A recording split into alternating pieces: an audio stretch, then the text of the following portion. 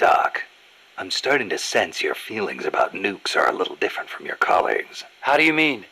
Your little chat with Coldman back there. I told you my father worked on the Manhattan Project, right?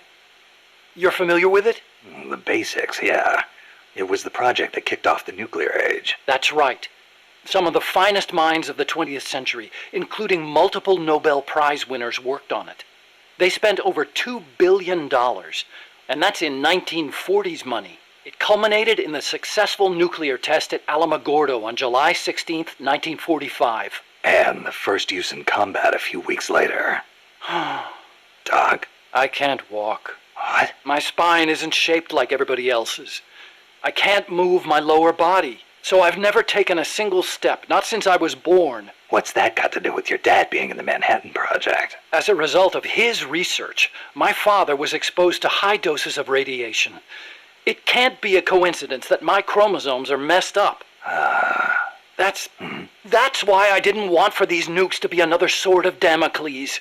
I wanted to give them a real purpose, to be a deterrent against war. Doc. And Coldman, we have to stop him, whatever it takes. August 6th, 1945, Hiroshima. August 9, Nagasaki. The atom bomb attacks on Japan. My father was married to his work. I don't have a single memory of going places or doing stuff with him on weekends. But even as a kid, I knew on some level that it was for his family. I respected him. My mother used to tell me all the time, "Your father is a brilliant scientist. He saved countless American boys from death. You should be proud of him." Yeah. You could say the war ended because of those bombs. When I was in the 5th grade, a Japanese student transferred to our class. She showed me photos of Hiroshima after the bomb. I couldn't believe my eyes. A city of over 350,000 people reduced to a scorch mark on the ground by a single atomic bomb. Houses blown off their foundations, burned to ashes. The only things left standing were the skeletons of steel-framed buildings. And it wasn't just the buildings. Blackened corpses on the side of the road. Survivors covered head to toe in severe burns. Within a few months, over 70,000 had died in Nagasaki, twice that in Hiroshima. For years after that, I couldn't talk to my father. Couldn't even stand to look at his face. I know how you feel, Doc. But your father's your father. If he hadn't worked on that project, my body wouldn't be like this. I could be researching something else. I could have lived a normal life. It wasn't so long ago the world stood on the brink of nuclear war. Just over on the other side of the Caribbean. I was 17 at the time. I'd skipped a few grades and was a sophomore at MIT. I remember feeling kind of apathetic about the news that came in every day. It seemed clear to me that as long as they had a grasp of the concept of nuclear deterrence, there was nothing to fear. Either that, or they were fanning that fear on purpose. As a way to secure a bigger defense budget? I can see that. But if that was their plan, it kind of backfired. Because it ushered in the era of détente between East and West. Coldman's really gonna do it this time. Once the nuclear genie is out of the bottle, the yoke of deterrence is going to be meaningless. People will die. Cities will burn. We have to stop him now before it's too late to turn back. So you've been doing nuclear research your whole life? No, not really. At first I wanted to be an aerospace engineer. For me, the Sputnik launch was a good shock, not a bad one. I thought the age when science was used for war was over, and that a glorious age of space exploration was dawning. The year I skipped ahead and got into MIT, Gagarin went into orbit, which made me more excited than ever. Of course, even back then, I knew the space race was just another facet of the Cold War. Moscow had a leg up on us, and we were desperate to catch up. I know. But for me, it was a happy time. I joined NASA, got to do the kind of research I loved. Our nation's prestige hinged on our work. They gave us whatever resources we asked for. I knew you could turn a rocket into an ICBM by fitting it with a nuclear warhead, but that didn't bother me so much. It didn't last long, though. The space and nuclear arms races took up enormous sums of money. America beat Russia to the moon, but that's where it ended. Then came détente. Exactly. NASA's budget was slashed as a result. My father being a nuclear expert and all, they put me to work on a more obvious deterrent: missiles. At NASA, I'd been researching a locomotion system for lunar exploration. Tires aren't suited to driving around on the moon, you know. And that's how I caught Coldman's eye. But you know, there's something I've never been able to figure out. Is the Cold War really a war, or is it really peace? Doc, what do you... People called it a Cold War, but I disagreed. Sure, nuclear stockpiles are increasing, threats are multiplying. The US and the Soviet Union have enough power to destroy the human race 100 times over. But nobody's actually being killed.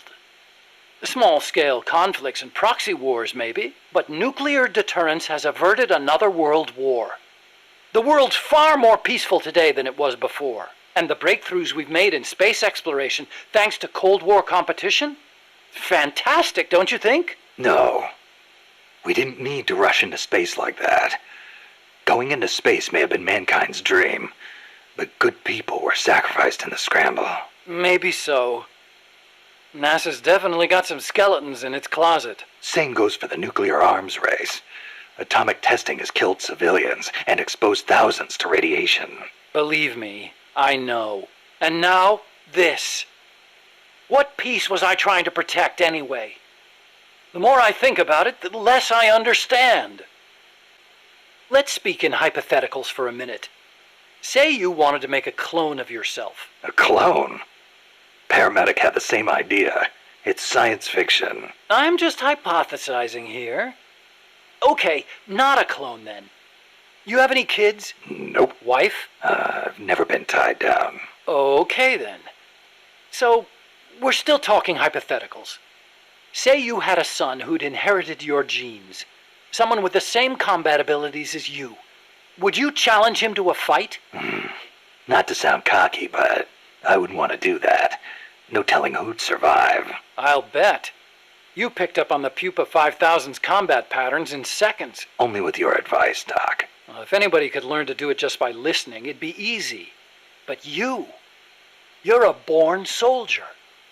Yeah, you must have been born with genes geared for combat. Soldier genes, if you will. Genes geared for combat? I don't care how advanced their research is. You can't blame genes for everything. Blame genes? You think it's funny? What? You think genes have nothing to do with this body I was born with? I don't know. Look, that fear of facing someone of equal ability in combat, imagine that on a strategic scale. That's the concept of nuclear deterrence. The idea is, when all sides are armed with the destructive power of nuclear weapons, they'll avoid nuclear war in order to prevent mutual annihilation. Doesn't sound all that sophisticated to me. Exactly. It's so simple in principle. But because it's so simple, whether or not it works properly depends on the people involved. In that sense, what we're looking at now is a malfunction in deterrence theory. Coldman. You got it. Please, Snake, don't let deterrence die. Nuclear deterrence means preventing the use of nuclear weapons in conflicts between states. But what about other situations? Like what? Terrorism has been on the rise in recent years, from separatist movements to far-left extremists. What would happen if nuclear weapons fell into terrorists' hands? Without a state, that is, without territory of their own, the chances of having nukes used against them are slim. They have no reason to fear a nuclear strike. Conversely, they have no reason to hesitate to use nukes against their adversaries. You've got a point. All the ICBMs and strategic bombers in the world amount to nothing against a terrorist group. Right. Of course, this is all still hypothetical. Countries keep their nukes under tight watch. There's no immediate danger of terrorists getting their hands on them. But the day may come when the proposition of nuclear terrorism makes nuclear deterrence theory a dead letter. Nuclear terrorism. Interesting. What are we gonna do, Snake? If Peace Walker attacks Mother Base... Relax. We've got the entire MSF out to make sure that doesn't happen. Yeah, but Peace Walker's missiles have 1 megaton warheads. The fireball alone would be a mile in diameter. Everything in the vicinity of Ground Zero will be vaporized by the heat rays. Then there's the blast, which travels at hundreds of miles per hour. And the fires, and the... A huge dose of radiation from the initial nuclear reaction. That too. There won't be a single survivor. Yeah, I'm aware of that. Look, Doc, you made that thing. You know better than anybody what it's capable of. Right now, you've got to give me a rational, scientific estimate of the damage. If we're talking about a nuclear explosion, it's more than just MSF's problem. You're right, Snake. Sorry about that. Like I was saying, Mother Base would be wiped out. Any ships in the area could be caught in the blast too. We'd need to send out a warning. The thing to worry about most is the fallout. The dust of death. If it goes off over water, the particles will be smaller than with an explosion over land, so the wind will scatter the fallout over a wider area. Clouds will form around the salt crystals in the seawater, causing contaminated rain to fall downwind. Yeah, got a taste of that myself. On Bikini Atoll? That's right. The 1954 Castle Bravo test created fallout 300 miles downwind. Poisoned a lot of local residents and ships, so I hear. The yield of Peace Walker's warheads isn't that big, but the amount of fallout will largely depend on weather conditions. It's impossible to make a quick and easy estimate. If it gets into the trade winds, it could come straight to Costa Rica. What was it Coldman was saying? About leaving people free to help out? He's out of his mind. What does he think's going to happen? When they get hit by rain containing high concentrations of fallout, a lot of them will die from the external exposure alone. The rain will seep into the ground, contaminating the water supply and crops. When they ingest the stuff, the internal exposure starts. Strontium-90 and cesium-137 have half-lives of around 30 years. The effects stay with you your entire life. Leukemia, cataracts, dermatitis, cancer. And it affects reproduction, too. I know. Even today, 30 years after World War II, thousands of people still suffer from exposure to the bomb. We can't let Coldman create more of them just to prove his point. I know it sounds crazy, but I created Peace Walker so that kind of thing would never happen again. Don't worry, Doc. We'll stop it. One way or another. I gotta say, I'm surprised you helped us arm Metal Gear with nukes. What of it? Don't get me wrong, I'm grateful and all, but you sure about this? They may be for MSF self-defense, but they're still nukes. It's essentially the same thing as Peace Walker, which you despised. See, that's exactly it. What is? You don't hide your motives. You tell the truth. That's what makes you different from those CIA bastards. They lay on the charm, win you over. And then, when things get hairy, they turn their backs on you. I'm just telling it like it is. Which is why I get the feeling that you wouldn't be stupid enough to use them. Okay, I'll come out and say it. I trust you. You give me too much credit. You think so? Besides, there's more uses for bipedal locomotion technology than weapons. We make it small enough, and it could have applications in robotics and prosthetic limbs. Maybe one day I'll even be able to walk. Nice thought. I want to stand on my own feet, be master of my own fate, and I'll use your strength to help me do it. If you don't mind, of course. Nah, it's a fair enough deal. Thanks. People can change, I know. But I trust you, Snake. I trust you to be the guy I know now. The aim of the Peace Walker project is to achieve robust nuclear deterrence across Central America by deploying a new nuclear weapon system along the Caribbean coast. Peace Walker is also the name of the system itself. A nuclear weapon named Peace. I can just see the look on Kaz's face. So why exactly does this new system need legs in the first place? Because it's a walker, an unmanned weapon moving under its own power and capable of launching a deterrent strike from anywhere. That's the whole idea behind Peace Walker. The reason Peace Walker is a mobile nuclear weapon system is to maximize its potential as a nuclear deterrent. How so? If need be, Peace Walker can stay constantly on the move so that the adversary can't pinpoint its position. That allows it to avoid preemptive enemy strikes. So you're saying it keeps the retaliation card in play? Coldman likes to brag about it in this way. Like a land-based version of an SSBN. And there's another reason for them to be mobile. Peace Walker also has a self-destruct function. Why would Peace Walker need a self-destruct function? You saw it, didn't you, Snake? That sphere on Peace Walker's head? Yeah? That's a hydrogen bomb. What? You're telling me that thing's a thermonuclear device? Do they have any idea what kind of destruction that thing would cause? I know, it's crazy. I mean, even overkill has its limits. If it's strategic value they want, they could have gone with something smaller. It's like they want a weapon on par with Russia's Tsar Bomba. This arms race is running way out of control. It's an evolutionary dead end. A saber-toothed tiger. You can't load a warhead that big on a missile, of course. And no strategic bomber could carry it. That's where Peace Walker comes in. So, it waltzes into enemy territory carrying a hydrogen bomb and blows itself up. Christ. The biggest nuclear warhead ever actually detonated was the Soviet RDS-220, nicknamed Tsar Bomba. It had an estimated yield of 57 megatons, 10 times as much power as all the explosives used throughout World War II. The test took place on October 30, 1961, above Novaya Zemlya. The explosion is believed to have created a fireball over 2 miles in diameter. Can you believe that? Like a miniature sun. The explosion was seen as far off as Finland, 600 miles away. And some people even reported windows shattering. The shock wave traveled 3 times around the Earth. 3 times?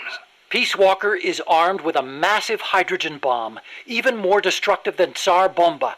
It can sneak into enemy territory, lie low, and in the event of an enemy nuclear strike, detonate itself in retaliation.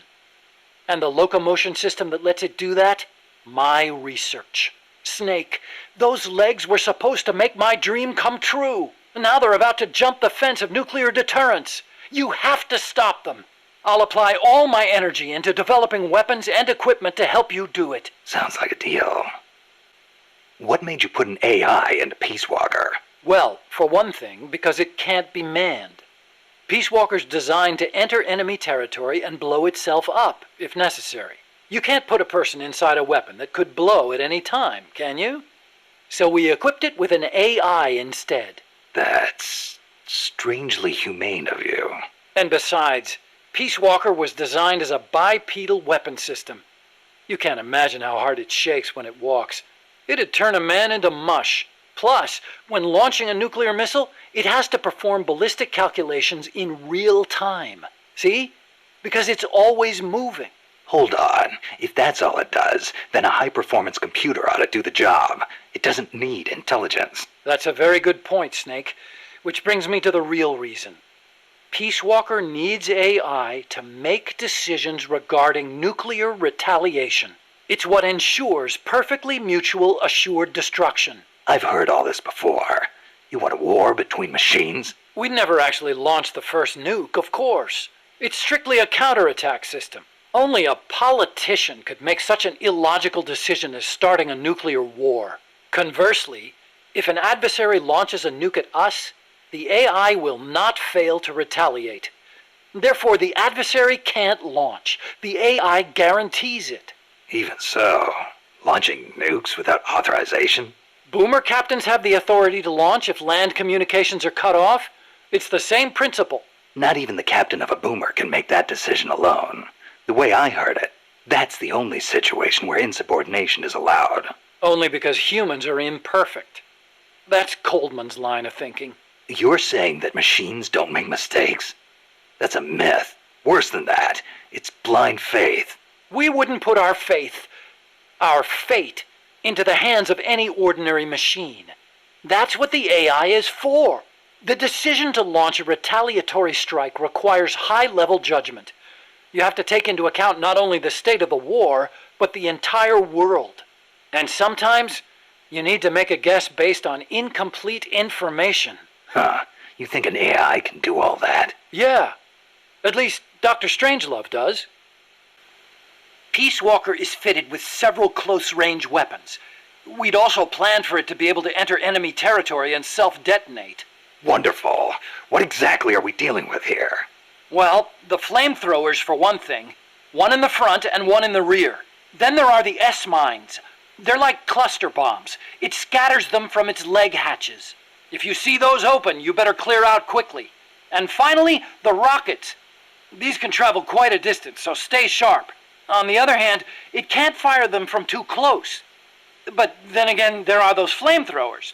It can also use its legs as weapons against any infantry on the ground. Ouch. But remember, Peace Walker technically isn't complete. With just the reptile pod, it can only perform relatively simple maneuvers. They've got certain quirks, too. What's more, look carefully, and you should be able to predict which attack is coming next. Snake, you have to stop Peace Walker from launching that nuke. Calm down. What do I need to do? To tell you the truth, I don't really know. The mammal pod has probably enhanced both its thought patterns and mobility. The S-mines, rockets, flamethrowers, they're all the same, but I don't know what else to say. You'll just have to stay sharp and watch for how it behaves before each of the attacks. I'll give it a shot. There's no time for anything else. Sorry I can't be more helpful. You can do it, Snake. Okay, but why does Peace Walker need to walk on two legs? I think treads would be good enough. You'd be wrong. As you know, the terrain in Central America is rugged and complex, especially along the Caribbean coast of Costa Rica. You've got jungles, swamps, mountains, and the only way to get across all that terrain, no matter how rugged, is on legs. Yeah, but wouldn't it be tough to cross a swamp, even on legs? It wasn't easy, that's for sure. The reason we picked Costa Rica as a proving ground is because we can test it on every type of terrain.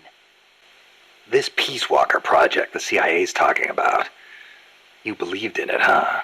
Yeah, I believed. Actually, maybe I just wanted to believe. What do you mean? Here's how Coldman explained it. Peace Walker's a weapon for peace. One to ensure true nuclear deterrence. It'd be the anchor to bring stability to Central America. He told me, the nuclear weapon system you've built will never be used. It will forever stand vigil as an icon of peace. And to achieve that, he needed my bipedal locomotion technology. To be honest, I was flattered. Flattered? Wouldn't you be? My colleagues in the scientific community have never taken me seriously. They told me bipedal locomotion was a pipe dream, that it'd never amount to anything. It was the first time anybody recognized my work. How could I not be happy? And besides, it was my chance to surpass my father. To create nukes for peace. Or so I thought anyway. But Coldman's really going through with it. Yeah. Makes perfect sense, really. No one would give the project any notice unless they could prove that an unmanned system is capable of launching a nuke. Why is Coldman going to launch a nuke? If all he wants to do is prove the AI retaliation system works, he doesn't need to put a live warhead on it. I agree. He could demonstrate the system by launching the missile alone, without a warhead. I asked him the same thing at first. He said there was no point in using a dummy missile. That it'd take an actual nuclear launch to deter potential enemies. Launching the real deal gives him a leg up in negotiations with Langley. That's what he's really after. I based the bipedal locomotion technology used in Peace Walker on Soviet research. Actually, I'll be honest with you. I stole most of the basic ideas behind it. Soviet? Bipedal? You mean Granin? You know him? Yeah. I met him at his lab in Russia. He helped me out a little bit. You met him? What were you? He was head of the Granin Design Bureau, creator of countless Soviet weapons. I'd hit a wall in my research at the time. Granin's ideas solved nearly all my problems. There's nothing unusual about using somebody else's work to further your own research, is there? As long as you cite it, yeah. But I wasn't in a position to do that. His research was classified at the highest level. Soviet research, no less. So, you used it without telling anybody? I wanted to show up my colleagues for once. The ones who never took me seriously. But you reap what you sow. Coldman seized on that vulnerability. Told me if I quit the project, he'd expose my larceny. He had you by the balls, Doc. How'd you get your hands on Granin's research? That was also Coldman. He used his agency contacts to get a hold of it. Giving you stolen information, then using it to blackmail you. Damn. I knew it was Granin's work the minute I saw it. See, I'd been corresponding with him for a while. Corresponding? Letters. Between scientists doing the same kind of research. He always complained that nobody understood his ideas on bipedal locomotion. Ah, so you're the American friend he was talking about. Obviously, he didn't write a word about the technology in his letters, except for one time. If by chance anything should happen to me, I entrust my research to you. Better that than handing it over to these ignorant so-called scientists. Sounds like him, all right. Then one day, his papers actually came. It wasn't hard for me to imagine what had happened to him. I felt it was my duty to carry on his work after him. And also... What? I thought maybe combining his technology with mine could be a way to bring East and West together, like the docking of Apollo and Soyuz. It'll never make the history books, and it's still not a reason to plagiarize. You're right. You're absolutely right. I never had the courage to tell the truth, that's all. I always looked for excuses to cover it up. Until now. Huh? You told me everything. You're no longer a coward. Metal Gear. Huh? What about it? You mumbled that when I first explained about Peace Walker. I'm curious what it meant. Exactly what it says. Metal Gear. Granin coined the term. Granin did? He thought of his technology as the metal gear that meshes infantry with artillery. I like the sound of that. Metal Gear. It's got a nice ring to it. Better than an outright lie like Peace Walker, anyway. Those papers the CIA gave you, was there any data on the Shagohod in there? Shagohod? A nuclear tank that launches IRBMs. It competed against Granin's system for approval. Oh, the thing with the rockets. Designed by a guy named Sokolov, right? What's so funny? No, I was just remembering some of the commentary Granin added to the Shagohod papers. You should have seen the way he badmouthed it. It was too conservative, too ugly. I can imagine. He was so angry when he wrote that, he smeared up the ink. And you know how shoddy the paper is over there to begin with. I'll bet. That's Granin, all right. Imagine accelerating the launcher itself to 300 miles an hour to extend the range of an IRBM. As stupid as it sounds, it's a hell of a concept. Who but the Soviets would think of using a tank as the first stage of a rocket? I actually took a cue from the Shagohod when I developed the Pupa. That hovercraft thing? You stole that one too? Give me a little credit. I only borrowed the concept. The technology is original. As it turned out, hover technology wasn't enough to handle all the terrain in Central America. It relied too much on brute force.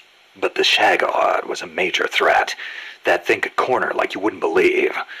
Built pretty tough, too. You sure know a lot about it. Yeah, it almost did me in. I couldn't forget it if I tried. Did you in?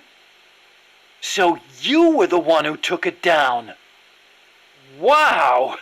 You really are amazing. I didn't do it alone. No, seriously, thank you. We might not be here today if they'd begun mass-producing that thing. Then again, they're hard at work now miniaturizing nuclear warheads. Pretty soon they won't even need an accelerated launcher like the Shagohod. Great. That means they're that much closer to being able to launch from anywhere in the world.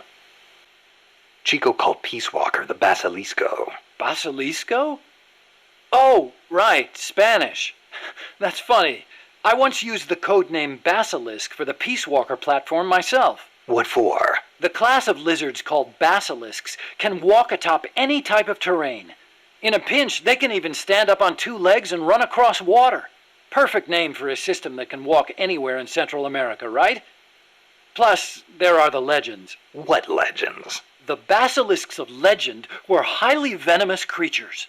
There's a story told by the ancient Romans. A knight slew a basilisk by piercing it with his spear. The creature's poison seeped up the spear and killed both horse and rider. Remind you of anything, Snake? Nuclear deterrence. Bingo. Kill it and you die along with it. Your hands are bound. I wanted Peace Walker to be like that. You should know that people aren't that rational. Sometimes people do things that don't make sense, even when they know they're going to die. Or maybe it's because of that. Maybe you're right. But that's exactly what I don't understand. Peace Walker contains an assembly of 2 AI pods. One of them is the mammal pod, which Dr. Strangelove developed. The other's the reptile pod, which is mine. What's the difference? The reptile pod is the attitude control AI. If it's destroyed, Peace Walker grinds to a halt. The mammal pod is responsible for making the decisions regarding nuclear retaliation, reflex, and thought. One is the brainstem and cerebellum, the other the cerebrum. So, the one that houses the will of the boss would be the mammal pod. We call it the reptile pod for a reason. The parts of our brains that govern basic life and reflex developed ages ago, when our ancestors were still reptiles. We were reptiles? Well, only at one stage of our evolution.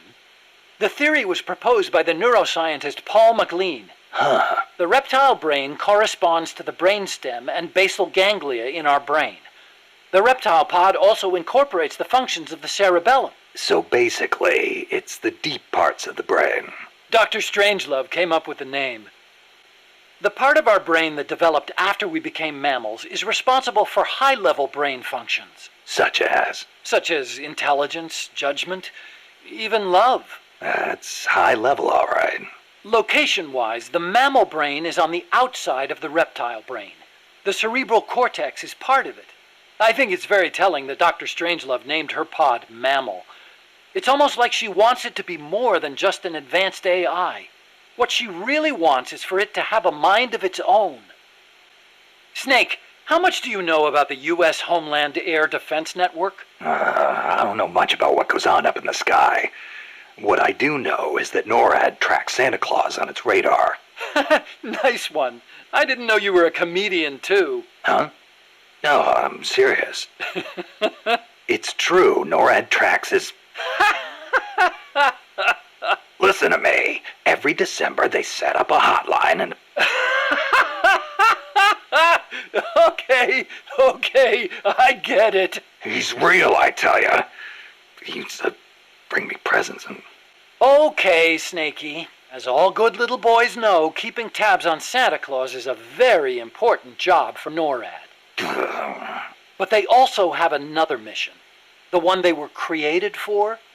And the system they set up for that has been hijacked by Coldman. You mean Peace Walker's fake data transmissions? NORAD's early warning system is composed of DSP satellite-mounted infrared sensors and an array of surveillance radar stations across North America. The network sends out warnings to NORAD at Cheyenne Mountain, where the data undergoes human evaluation. Peace Walker, on the other hand, has to make its retaliation decisions autonomously. So it's set up to automatically receive the same data as NORAD through covert channels. Those channels were also used on the test platform to telemeter the AI's decision-making. Peace Walker reversed the system to transmit a fake warning about incoming nuclear missiles outside the usual exercise schedule. I mean, the system could have used better safeguarding. Nobody's going to argue with that. But cracking the AI? That seemed unimaginable. And you can see what happened. Hey, Doc, what was that you were smoking in the lab? It looked like a cigarette, but it wasn't lit. Oh, it's an electronic cigarette. I designed it myself. Pretty neat, huh? Electronic cigarette. Yep, a liquid in the filter that turns into vapor, and you inhale the microparticles. So that was vapor. I'd actually rather be smoking normal cigarettes, but not in that room. The smoke would wreck the precision equipment in there, ruin all its wiring. But the vapor is just steam. It doesn't contain tar or anything like that. So I can smoke it in the lab with no worries. Nice. Want to try one? Nah, I'll stick with cigars. Yeah, but... I don't like imitations. The real thing's always better. Okay. But you know, sooner or later, smoking's going to become very unfashionable across the world. It hurts you and those around you. Electronic cigarettes might not seem so bad then. Yeah, when that happens, I'll think about it. You said your dad was involved in the Manhattan Project, right? Yeah? And you think that's why you can't walk? I don't know. Actually, you know, probably not. So far, nobody's found evidence that exposure to radiation in parents causes genetic defects in children, except for those exposed in the womb. Epidemiologically speaking, anyway. That's the conclusion of the Atomic Bomb Casualty Commission. Right. The ABCC commenced its study immediately after the war, and it's still ongoing. Even now. 30 years later. The effects of radiation exposure last a long time. I'm guessing it'll be another 10 years before we get a real verdict on whether it affects genes. Granted, it's the most massive study anybody's ever done. But that's really all it is, a study. The ABCC brought in bomb victims and ran tests on them, but they didn't treat them. Really? Them too, huh? At any rate, that's what my father made me believe when I was growing up. Maybe it was tough for your dad to explain. Ever think of that? Yeah, maybe. But this is my problem now, Snake. I have to face the nukes head on, whether I like it or not. My creations are being used for the wrong purposes. The onus is on me to stop it somehow. Help me, Snake. Hey, as long as I'm here at Mother Base, why not assign me to the R&D team? You could use a guy like me. Glad to have you on board. I'm sure Kaz is, too. Once I've got the necessary materials and design specs together, I should be able to start building you that bipedal weapon platform. Nothing would make me happier than for my research to help put a stop to Peace Walker. So this Dr. Strangelove was at NASA? Yeah. Well, actually, Strangelove left for DARPA not long after I joined. And then the two of you ended up back together doing research at Costa Rica. Not exactly together. We coordinated on a few things, but the research projects themselves were separate from each other. We had it worked out so that Dr. Strangelove handled the mammal pod, Peace Walker's cerebrum, while I did the rest. That letter, something to do with your research? Huh? No, it's yeah, it's a report. Research findings. Research findings? Anything in there we could use against Peace Walker? Nothing. Nothing at all. Just don't read it, okay? Promise me you won't? You ever see the movie 2001: A Space Odyssey? Can't say I have. Fantastic flick. The outer space special effects are incredible enough, but the depiction of AI is what really stands out. There's an AI? Yeah, a spacecraft pilot AI called HAL. It plays a major role in the story. Dr. Strangelove loves it too.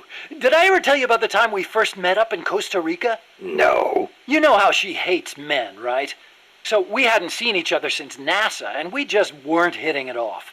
Until we started talking about HAL. And then she started going off. The way she talked about it was so intellectual. The way she analyzed every plot detail, how passionate she was about the AI. It made me fall for her all over again. Yeah. You know what? Here's to Hal for bringing her and me closer together. You should ask her about 2001 too. Then you'll understand just how amazing she is. Amazing, huh? Hal. Now there's a good name. The pupa increases its mobility by using compressed air to hover its rear section. It moves by means of its treads and boosters. Those boosters also provide the propulsion needed for high-speed movement. So if I take out the boosters, it won't be able to charge. Right. I suppose you could also avoid its attacks by lying down beneath it. The pupa is also equipped with electrical shock units. It uses these devices, they look like lightning rods, to direct discharge. Guess I should pull the plug on those too. Good idea. What else? Well, as with all AI machines, you can incapacitate the entire unit by taking out the AI itself. If you can get the hatch open and climb inside, you can pull out the memory boards. Lights out AI. We may be able to use those boards for ourselves. If you can, try and get inside the AI pod and have a crack at it. You won't be able to do that until you've damaged it enough to stop it from moving first. Got it. Usual tactics first, then. Being an unmanned vehicle, the Chrysalis can perform extreme G-force maneuvers that standard aircraft can't. It'll be difficult to counterattack once it's coming at you. I should mention that it's also equipped with a railgun. A what? A weapon that fires rounds using electromagnetic force in lieu of gunpowder. Wait, an electric weapon? Not exactly. The rounds themselves are conventional shells. It creates force by running an electric current through a magnetic field. Fleming's left-hand rule. Didn't they teach you that at school? Not at mine. Oh. Anyway, as the railgun uses electromagnetic force, it needs to charge before firing. Once you see it starting to charge, take immediate evasive action. Also, as with the pupa, destroying the AI will put the unit out of commission. Do enough damage and it'll have to land. Use that opportunity to get in the AI pod. Wait too long and it'll start to repair itself. Be sure to shoot the hatch the moment it lands. I think I can handle that. During development, I had trouble figuring out how to handle the cocoon's excess heat. I'm embarrassed to admit it, but the radiators are most likely its weakest points. They're not heavily armored, as heat wasn't dissipating properly. Where are they? There are multiple radiators on the upper and lower sections. Just look for the exhaust fumes. The only thing is, the upper radiators typically aren't exposed. You should probably shoot for the lower ones first. You could move under its body to access the lower ones, but the cocoon is capable of vertical movement, so be careful not to get crushed. Watch out for missiles and hedgehogs, too. Hedgehogs? Anti-submarine multiple spigot mortars? I adapted the technology for use as a surface weapon. Both the missiles and hedgehogs take time to load, though. It can't fire a hedgehog until the lamp comes on. As for the missiles, watch for the way the hatches move. That'll be my chance to get close. When the hatches open, out come the missiles.